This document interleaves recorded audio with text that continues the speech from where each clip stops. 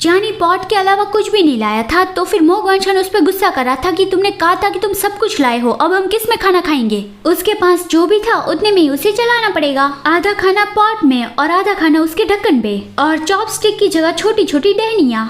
जानी और ज़ेंगशी तो एक ही पॉट में से खाने लगे। मो तो उन दोनों को देखता रह गया। तभी हीटियान उसके वाले में से खाने आया। मो ने खाना दूर लिया और कहा कि मैंने कब कहा कि मैं तुम्हारे साथ खा रहा हूँ। हीटियान कहता है तो फिर मो गगा आप जब खा लो उसके बाद बचा कुचा आप मुझे दे देना। मो कहता है इतने गंदे एक्सप्रेशन अपने चेहरे पे मत लाओ। फिर वो बड़ी बड़ी बाइट्स लेके खाने लगा। हीटियान उसे देख रहा था और फिर वो उसके गाल पे बाइट कर लेता है। वाह स्वादिष्ट मामा। फिर अगले सीन में जानी कहता है मैंने सुना है कि वहाँ पे एक झरना है जिसका पानी पीने से सारी बीमारियाँ दूर हो जाती है। ज़ेंगशी कहता है उस बात का तो पता नहीं, लेकिन वहाँ का नजारा बहुत ही अच्छा होगा। तो फिर वो लोग उस माउंटेन पे जाने लगे। मोगवांशान के नाम में जो शान है उसका मतलब होता है माउंटेन। तो हीटियान उसे कहता है कि छोटे माउंटेन, चलो माउंटेन पे चलते हैं। जानी को थोड़ा डर लग रहा था कि हम इस पहाड़ पे कहीं गुम तो नहीं हो जाएंगे ना। हीटियान कहता है रिलैक्स, अगर तुम किसी गोबर के गड्ढे में भी गिर गए तो भी चूहे तुम्हें खोद निकालेंगे। जानी उसे मिडिल फिंगर दिखा के कहता है कि शट अप। फिर उन सब ने कुछ वाइल्ड फ्लावर्स देखे, कुछ कांटों भरे पेड़ भी थे, तो उसमें से जानी को कांटे चुभ गए।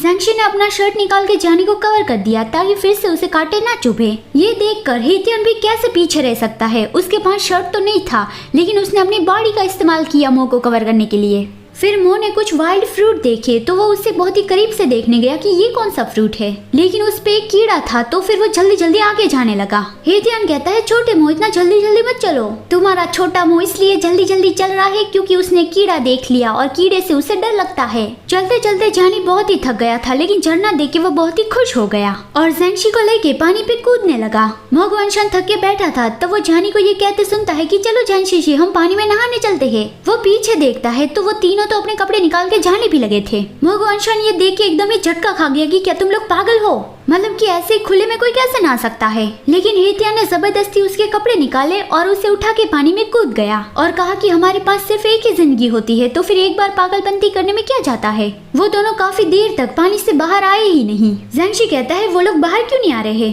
जानी कहता है ऐसा लगता है कि वो लोग कुश्ती लड़ रहे हैं। और जब वो दोनों बाहर आए तब मोगवांशन था हीटियान के कंधे पे। वो देख के जानी कहता है कि ज़ेंगशी मैं भी वो करना चाहता हूँ। ज़ेंगशी थोड़ी देर बाद कहता है क्या तुमने अंडरवेयर पहना है। जानी उससे दूर जाने लगा कि तुम कितने मीन हो, इस तरह के सवाल से आखिर तुम मुझसे क्या पूछना चाहते हो। अब वैसे तुम खुद ही देख लो मैंने पहनी है या नहीं। ज़ेंगशी कहता है नहीं मुझे नहीं देखना।